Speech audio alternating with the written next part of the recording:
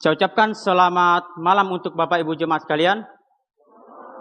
Ya, puji syukur kepada Tuhan, kita sudah memuji dan memuliakan nama Tuhan, dan tiba saatnya kita akan belajar kebenaran firman Tuhan. Sebelumnya saya mengucapkan terima kasih kepada ketiga gembala kita yang sudah memberikan saya kesempatan untuk memberitakan kebenaran firman Tuhan. Dan untuk itu saya mengajak Bapak Ibu jemaat sekalian untuk belajar dari kitab Daniel. Kita buka Alkitab kita di dalam Daniel pasal 1 ayat yang ke-7 sampai ayat yang ke-9. Daniel pasal 1 ayat 7 sampai 9. Kalau sudah menemukannya, kita akan membacakannya secara bersama-sama dalam hitungan yang ketiga. 1, 2, 3. Pemimpin pegawai istana itu memberi nama lain kepada mereka. Dinamainya Belzazar, Hanaya dinamainya Sadrak, Misail dinamainya Mesak, dan Azaria dinamainya Abednego. Daniel berketetapan untuk tidak menajiskan dirinya dengan santapan raja dan anggur yang biasa diminum raja. Dimintanyalah kepada pemimpin pegawai istana itu supaya ia tidak usah menajiskan dirinya. Maka Allah mengaruniakan kepada Daniel kasih dan sayang dari pemimpin pegawai istana itu. Ya, minta kesediaan Pak Stephen bawa kita dalam doa. Mari kita berdoa. Terima kasih Tuhan untuk malam hari, Rabu malam di tengah minggu kami berkumpul untuk bersekutu, untuk menyanyi dengan firman-Mu, dan sebentar kami mau berdoa juga. Kiranya saat firman-Mu Kau berikan tempat pada khotbah, mengerti menyampaikannya kepada kami dan kepada Yesus Kristus. Amin. Amin. Ya, saudara yang saya kasih di dalam nama Tuhan kita Yesus Kristus, kitab Daniel ini adalah salah satu kitab yang sangat-sangat unik dan salah satu kitab yang sangat-sangat penting karena kitab ini berbicara mengenai pembuangan bangsa Israel, dan kita tahu bahwa alasan kenapa bangsa Israel bisa dibuang itu karena mereka melanggar perintah Tuhan. Dan walaupun mereka umat Tuhan, dalam kitab Zakaria dikatakan mereka sebagai biji mata Tuhan, tetapi mereka melanggar perintah Tuhan. Dan salah satu hal yang mereka langgar adalah tahun Sabat, atau tahun bagaimana Tuhan memimpin mereka selama 6 tahun. Selama 6 tahun mereka disuruh untuk memelihara atau untuk mengusahakan tanah yang mereka tempat itu. Tetapi apa yang mereka lakukan? Bangsa Israel melanggar tahun Sabat tersebut, dan akhirnya apa yang terjadi?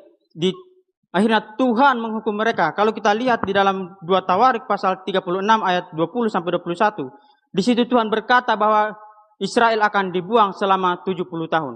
Dan ini yang akan kita pelajari pada malam hari ini, yaitu mengenai tokoh-tokoh yang dibuang pada masa itu, atau pada masa pembuangan ke Babel.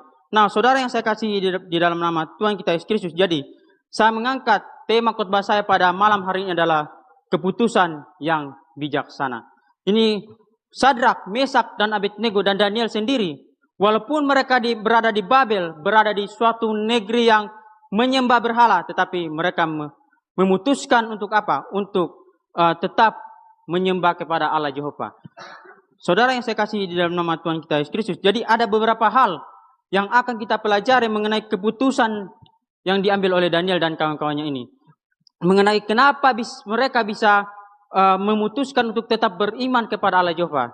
Yang pertama, hal yang kita pelajari di sini adalah keputusan Daniel ini didasarkan atas apa? Atas dasar apa Daniel memutuskan untuk tetap beriman kepada Allah Jehovah?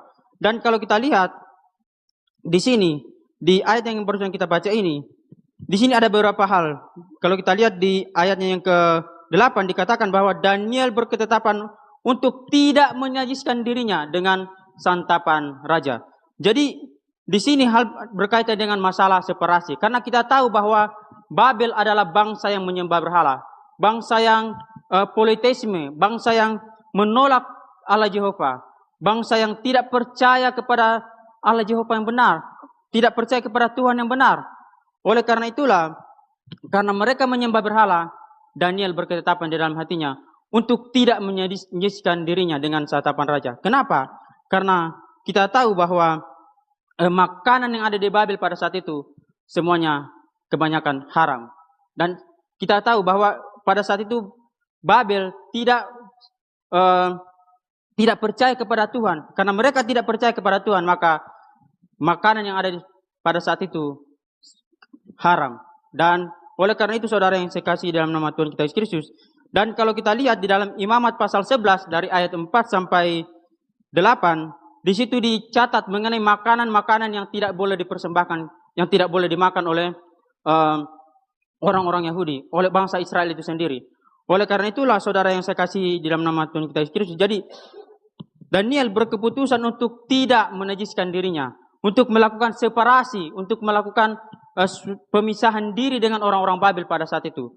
Nah, saudara yang saya kasih di dalam nama Tuhan kita Yesus Kristus, walaupun kita tahu Daniel ini mereka masih sangat muda.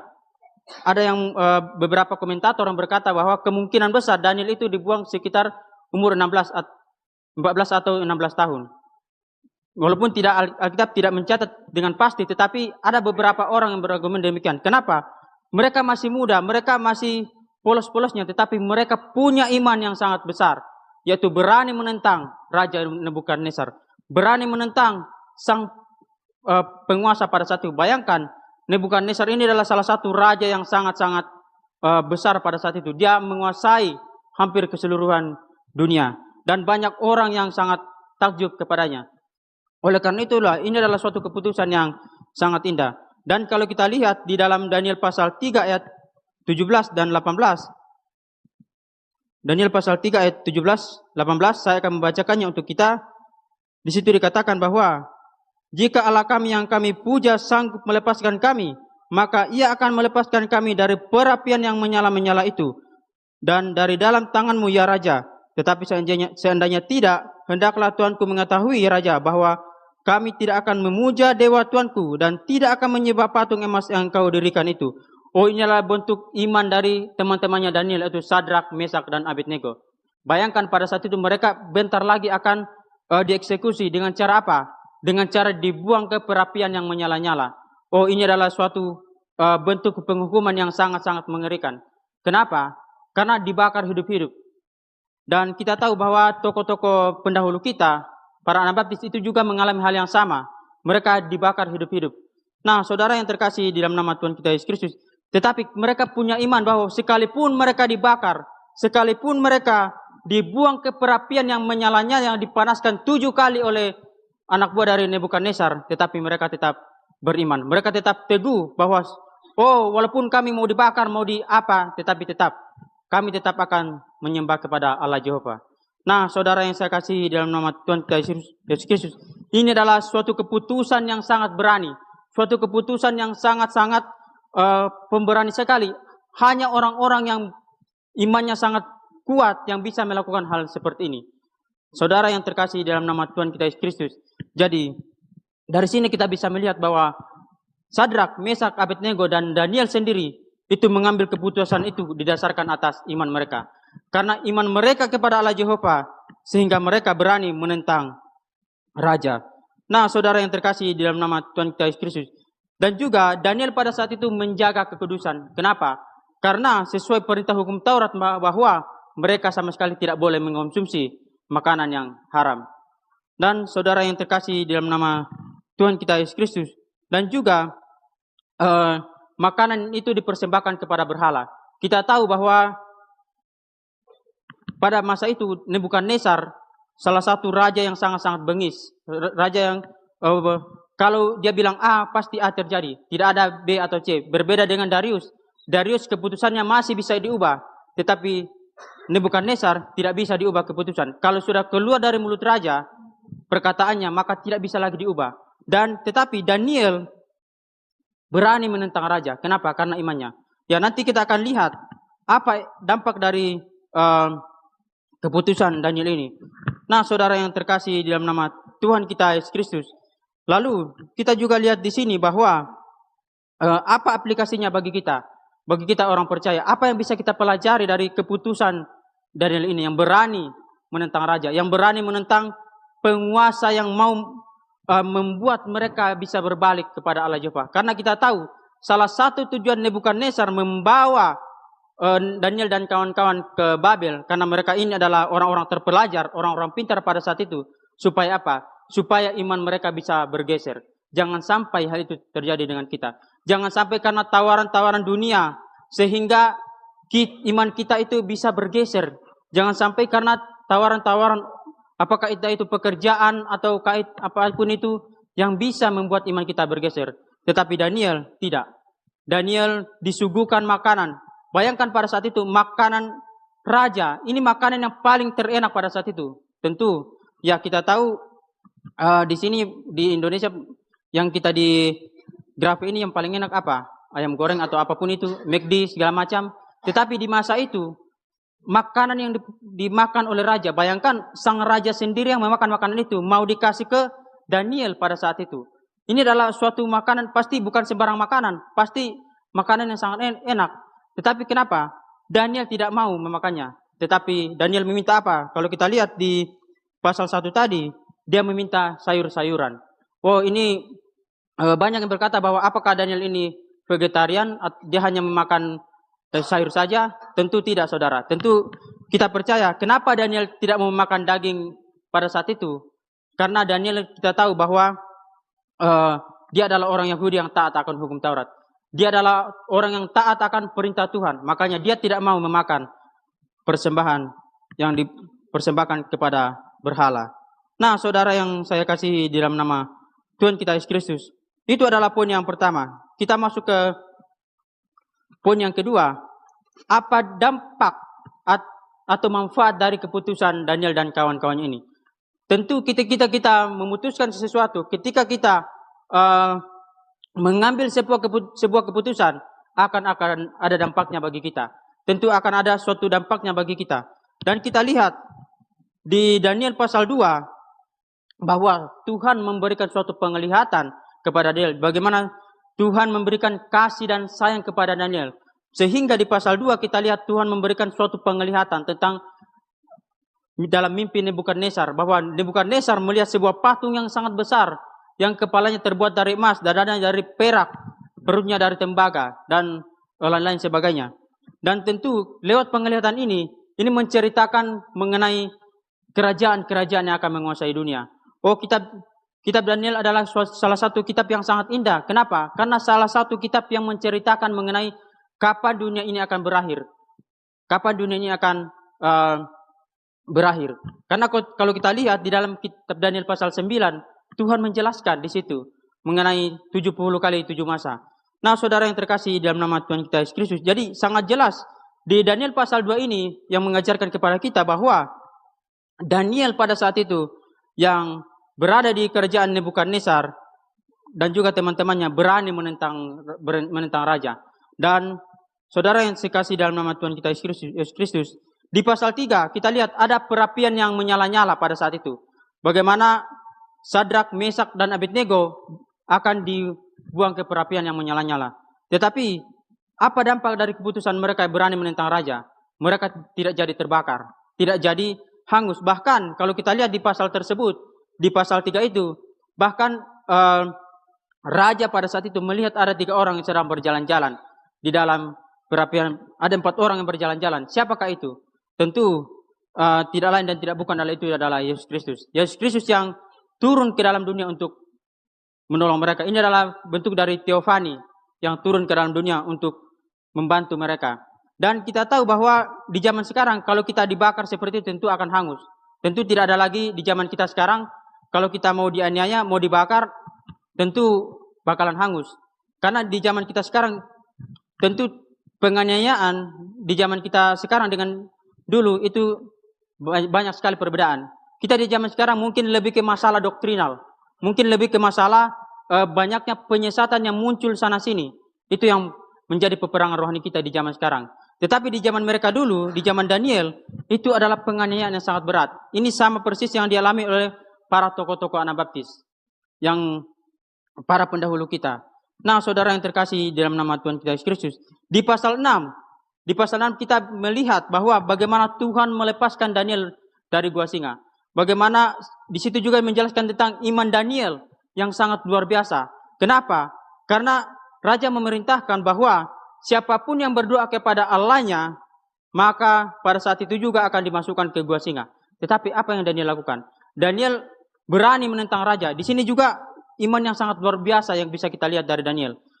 Raja sudah memerintahkan bahwa siapapun yang berani menentang keputusan raja untuk tidak menyembah Allahnya, Allah yang benar, maka akan dimasukkan ke gua singa. Tetapi kita tahu bahwa Daniel berani menentang itu. Bahkan kalau kita lihat, Daniel pergi ke atas soto rumahnya dan dia berdoa 3 kali menghadap Yerusalem. Kenapa? Karena Daniel tahu janji juru selamat akan ada di kota Yerusalem. Nah, saudara yang terkasih di dalam nama Tuhan kita Yesus Kristus. Jadi dari situ kita bisa melihat bahwa Daniel mempunyai iman yang sangat kuat. Dan apa yang dampaknya bagi Daniel? Akhirnya Tuhan menyelamatkan Daniel dari gua singa. Lewat malaikat Tuhan yang menutup mulut singa itu. Sehingga Daniel dan kawan Daniel bisa diselamatkan. Nah, saudara yang terkasih dalam nama Tuhan kita Yesus Kristus. Kita lihat apalagi manfaat bagi Daniel. Bagi kita sekarang, kita lihat di dalam Injil Matius pasal 24 ayat 15. Di sini ayat yang sangat, Matius pasal 4, 24 ayatnya yang ke-15. Di situ dikatakan bahwa, jadi apabila kamu melihat pembinasa keji berdiri di tempat kudus, menurut firman yang disampaikan oleh Nabi Daniel, pembaca hendaklah memperhatikannya. Nah, saudara yang terkasih di dalam nama Tuhan kita Yesus Kristus, bahkan Tuhan Yesus sendiri pun menyebut nama Daniel. Oh, saudara yang terkasih di dalam nama Tuhan kita Yesus Kristus, seandainya Daniel pada saat itu tidak membuat keputusan untuk berani menentang Nebukadnezar, berani tetap menyembah kepada Allah Jehovah, kemungkinan besar kita tidak akan mendapatkan suatu kitab yang sangat indah pada saat ini, yaitu kitab Daniel. Kita tidak akan bisa melihat kitab yang diinspirasikan Tuhan kepada kita, yang diisinya banyak sekali cerita-cerita yang sangat menarik. Bahkan kita juga sering menceritakannya kepada adik-adik kita di sekolah minggu. Dan kitab Daniel ini salah satu banyak sekali hal-hal yang sangat penting yang bisa kita pelajari, terutama berkaitan dengan akhir zaman. Karena di kitab Daniel lah ada banyak sekali hal-hal yang berkaitan dengan masa depan Israel, masa depan dunia ini, masa depan kerajaan-kerajaan yang akan menguasai dunia. Oleh karena itulah ini adalah salah satu kitab yang sangat indah bagi kita. Ini adalah salah satu kitab yang bagi orang-orang Kristen menjadi kitab yang favorit. Kenapa? Karena banyak sekali cerita-cerita di dalamnya. Coba Anda bandingkan kalau Anda disuruh baca kitab Daniel dan kitab Imamat, pasti lebih banyak baca kitab Daniel. Kenapa? Karena di kitab Imamat atau kitab-kitab lain itu ceritanya hampir sama semua. Tetapi kalau di kitab Daniel itu banyak yang sering membacanya karena berisi cerita yang sangat menarik. Tetapi kita berkata bahwa semua isi kitab itu diinspirasikan oleh Tuhan. Tidak ada yang bisa kita katakan bahwa ini lebih bagus dan ini jelek. Tidak bisa. Karena semuanya Tuhan yang menginspirasikan. Nah, saudara yang terkasih di dalam nama Tuhan kita Yesus Kristus. Bahkan Rasul Paulus menyebut Daniel sebagai pahlawan iman. Kita buka di dalam Ibrani pasal 11. Ibrani pasal 11 ayat 33. Saya akan membacakannya untuk kita. Yang karena iman telah menaklukkan kerajaan-kerajaan, mengamalkan kebenaran, memperoleh apa yang dijanjikan, menutup mulut singa-singa. Nah, saudara yang terkasih dalam nama Tuhan kita Yesus Kristus. Jadi bahkan Daniel pun disebut sebagai salah satu pahlawan iman. Disebut sebagai saksi-saksi iman. Oh, saudara yang terkasih di dalam nama Tuhan kita Yesus Kristus. Jadi ini adalah suatu hal yang sangat indah sekali bagi kita. Kenapa? Karena Daniel itu bisa menjadi contoh bagi kita. Karena dia disebut sebagai salah satu saksi-saksi iman. Salah satu pahlawan iman. Makanya salah satu lagu kita itu nyanyiannya adalah pahlawan iman. Dan salah satu nama yang disebut di situ adalah Daniel. Nah, saudara yang terkasih di dalam nama Tuhan kita Yesus Kristus. Jadi di situ dikatakan bahwa menutup mulut atau menutup mulut singa-singa. Oh, saudara yang terkasih dalam nama Tuhan kita Yesus Kristus. Di kitab manakah kita bisa menemukan tokoh yang karena dibuang ke gua, maka Tuhan menutup mulut singa-singa? Tidak lain dan tidak bukan adalah Daniel. Dan ini adalah suatu hal yang sangat indah bagi kita, bahwa Daniel sebagai tokoh yang sangat penting bagi kita. Nah, saudara yang terkasih di dalam nama Tuhan kita Yesus Kristus. Jadi, saudara yang saya kasih, bahwa setiap apapun yang kita alami, setiap persoalan yang kita alami, tentu akan berdampak bagi kita. Dan kita tahu, setiap keputusan yang kita lakukan, ada dampaknya bagi kita. Kalau kita lihat tadi, dampak bagi Daniel ada banyak sekali. Tuhan menyelamatkan dia dari gua singa. terus Sadrak dan Mesak dan Abednego diselamatkan oleh Tuhan pada saat perapian yang menyala-nyala. Dan apa yang bisa kita pelajari dari kisah-kisah mereka ini? Saudara yang terkasih dalam nama Tuhan kita Yesus Kristus, setiap keputusan yang kita ambil tentu memiliki dampak bagi kita. Tentu memiliki suatu apa dampaknya bagi kita. Dan kita lihat bahwa Israel pada saat itu, Israel yang kita kenal sekarang adalah bangsa yang dulunya umat pilihan Tuhan, yang dulunya adalah biji mata Tuhan, mengambil suatu keputusan yang sangat-sangat besar sekali, yang sangat-sangat salah sekali. Coba kita lihat di dalam Matius pasal 27 ayat 24. Matius pasal 27 ayat 24. Di situ dikatakan bahwa ketika Pilatus melihat bahwa segala usaha akan sia-sia, malah sudah timbul kekacauan, yang mengambil air dan membasuh tangannya di hadapan orang banyak itu dan berkata, "Aku tidak bersalah terhadap darah orang ini, dan itu urusan kamu sendiri."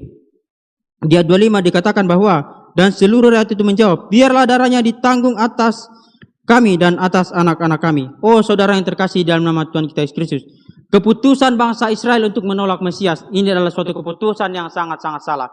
Suatu keputusan yang sangat-sangat keliru. Kenapa? Karena mereka berkata bahwa biarlah darah kami ditanggungkan atas anak-anak kami. Dan memang benar keputusan itu berdampak pada mereka. Apa yang terjadi? Di tahun 70 Bait Suci dan kota Yerusalem dihancurkan oleh Jenderal Titus pada saat itu. Dan itu dampaknya bagi mereka. Dan sampai sekarang Bait Suci itu tidak ada di sana, tidak ada di Yerusalem. Kenapa? Itu adalah keputusan mereka yang salah. Suatu keputusan yang keliru yang mereka lakukan. Sehingga apa? Sehingga itu berdampak bagi anak-anak mereka. Kepada keturunan mereka. Kepada orang-orang di zaman sekarang ini. Oh, ini adalah suatu keputusan yang sangat-sangat salah sekali. Suatu keputusan yang sangat-sangat keliru, saudara. Yang saya kasih dalam nama Tuhan kita Yesus Kristus. Jadi, kalau kita lihat di situ, dari tahun 70 sampai 1948, itu tidak ada namanya negara Israel. Tidak ada. Kalau Anda baca, itu tidak akan menemukan negara Israel. Kenapa? Karena itu adalah efek dari keputusan nenek moyang mereka. Itu adalah efek dari keputusan para pendahulu mereka. Bahwa biarlah darah kami ditanggung atas kami dan anak-anak kami. Dan akhirnya, apa yang mereka dapatkan? Oke, akhirnya Tuhan menghanguskan mereka dari muka bumi. Tentu, di tahun 1948, muncul lagi negara Israel. Tetapi, Bait Suci yang mereka agung-agungkan, itu sudah tidak ada. Dan usaha untuk mendirikan Bait Suci di zaman sekarang itu sangat, kalau kita lihat di berbagai media internasional ataupun baik media Indonesia, itu usaha untuk mendirikan Bait Suci itu diagung-agungkan, tetapi tidak akan pernah bisa terjadi kalau Tuhan belum mengizinkan. Nah, saudara yang terkasih dalam nama Tuhan kita Yesus Kristus, dan keputusan yang paling utama bagi kita adalah keputusan dalam beriman. Kalau kita salah berpakaian, tentu hanya akan malu dilihat orang segala macam. Tetapi lebih malu lagi kalau kita didapati iman kita tidak benar, atau kita didapati ujung-ujungnya kita nanti ke neraka. Oleh karena itulah salah beriman ini adalah suatu keputusan yang sangat fatal, yang bisa membawa kita kepada dampak yang sangat-sangat buruk. Kenapa? Karena sampai kekekalan tidak akan pernah bisa lagi kembali untuk bisa beriman lagi. Kalau kita lihat kisah Lazarus dan orang kaya berusaha untuk apa? Supaya keluarganya mau diselamatkan, tidak bisa lagi. Kenapa? Karena Lazarus, orang kaya berkata bahwa biarlah Lazarus datang kepada mereka. Supaya apa? Supaya mereka mau diselamatkan. Tetapi apa yang Abraham katakan? Tidak. Ada pada mereka firman Tuhan. Ada pada mereka kitab suci. Nah, saudara yang saya kasih dalam nama Tuhan kita Yesus Kristus. Jadi, segala dampak yang kita lakukan, segala sesuatu yang kita lakukan, itu berdampak kepada kita. Dan keputusan yang kita ambil, terutama dalam hal iman, ini sangat penting. Ini adalah hal yang sangat-sangat penting. Salah memilih pasangan, tentu hanya akan menyesal seumur hidup. Tentu hanya akan menyesal selama kamu menjalani hidup ini, dunia ini. Tetapi salah beriman, apa dampaknya bagi kita? Dampaknya adalah kita akan selama-lamanya neraka. Oh saudara terkasih dalam nama Tuhan kita Yesus Kristus. Jadi setiap keputusan yang kita ambil itu perlu kita pertimbangkan. Setiap keputusan yang kita mau lakukan itu perlu kita pertimbangkan dampaknya. Misalnya dalam hal memutuskan untuk masuk sekolah teologi, wah ini masuk ke GITS ini adalah salah satu keputusan yang sangat indah. Amin saudara. Keputusan yang sangat tepat. Amin. Anda tidak menyesal masuk GITS. Amin ya. Ya jangan sampai ya di dalam diri Anda ada penyesalan. Tidak ada. Kenapa? Karena di sinilah kita bisa mengenal kebenaran. Di sinilah kita bisa mengetahui kebenaran itu seperti apa dan cara masuk surga yang benar Tuhan yang benar itu seperti apa. Dulu di masa waktu saya masih kecil itu selalu diajarkan bahwa Yesus yang benar itu adalah Yesus yang gondrong yang di kalender. Tapi semenjak saya mengenal kebenaran, saya tahu bahwa itu semua tidak benar. Saudara yang terkasih dalam nama Tuhan kita Yesus Kristus, ada banyak hal yang dulu yang saya tidak tahu, yang bagi saya oh itu adalah benar, tetapi ternyata setelah dibuktikan dengan Alkitab itu semua tidak benar. Dan puji syukur kepada Tuhan, saya bisa mengenal kebenaran dan saya bisa suatu saat nanti saya mempunyai kerinduan bahwa kebenaran yang sudah saya dapatkan ini saya juga membagikannya kepada orang lain. Demikian juga dengan teman-teman di sini. Apa? Bahwa kebenaran yang sudah kita dapatkan jangan hanya kita saja yang tahu, orang lain juga membutuhkannya. Nah, saudara yang terkasih dalam nama Tuhan kita Yesus Kristus. Jadi, keputusan yang bijaksana bahwa keputusan apapun yang kita lakukan, keputusan apapun yang kita ambil itu akan berdampak kepada kita. Berdampak kepada anak cucu kita, berdampak kepada keturunan kita selanjutnya. Sama seperti bangsa Israel yang menolak Mesias. Akhirnya dampaknya bagi mereka. Nah, saudara yang terkasih dalam nama Tuhan kita Yesus Kristus. Jadi, berdasarkan pemahaman firman Tuhan pada saat ini, kita sudah belajar bahwa keputusan bijaksana yang dilakukan oleh Daniel, keputusan yang diambil oleh Daniel dan teman-temannya, itu didasarkan atas iman mereka. Karena iman mereka kepada Allah Jehovah, maka mereka berani menentang Raja Nebukadnezar. Mereka berani untuk tetap beriman kepada Nebukadnezar. Walaupun mereka mau dibuang ke gua, walaupun mereka mau dibakar hidup-hidup, mereka tetap beriman. Dan ada dampaknya bagi mereka. Dampaknya adalah Tuhan mengaruniakan kasih sayang kepada mereka. Dan kita lihat, dampaknya bagi mereka adalah sekarang kita memiliki kitab yang sangat indah, yaitu kitab Daniel. Dan apa aplikasinya bagi kita? Bagi kita zaman sekarang adalah, kalau kita mau mengambil keputusan, perlu untuk dipertimbangkan dengan baik-baik. Kita perlu untuk mempertimbangkannya. Jangan sampai salah mengambil keputusan. Yang paling nomor satu adalah, jangan sampai kita salah beriman. Kalau sudah salah beriman, sama seperti orang kaya dengan kisah Lazarus, itu tidak akan lagi pengampunan. Tidak bisa lagi kita mau balik lagi dari neraka, mau kembali lagi untuk beriman, tidak bisa lagi. Oh, saudara yang terkasih dalam nama Tuhan kita Yesus Kristus. Jadi setiap keputusan yang kita ambil, perlu kita renungkan bersama di dalam hati kita. Ya, demikianlah pembahasan kita pada malam hari ini. Semoga firman Tuhan bisa menjadi pedoman dalam kehidupan kita. Minta kesediaan Kak Fatih membawa kita dalam doa.